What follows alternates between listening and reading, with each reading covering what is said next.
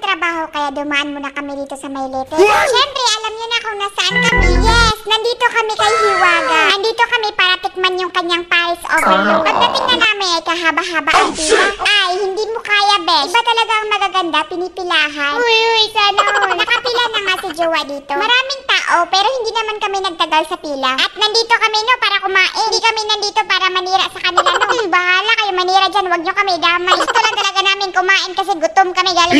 Si Jowa na nga ang sumunod, kaya naghanap ako ng bangkating mesa. Ay, sus, dito ako banda kung nasaan si Hiwaga, no. Para pag kailangan natin ng sabaw, ay mabilis lang ibigay. Mindset ba? Mindset. O, diba? Kumaway pa nga. Ala na nga ni Jowa yung order namin. Sa akin pala, lechon Paris. At kay Jowa naman, Paris Overload.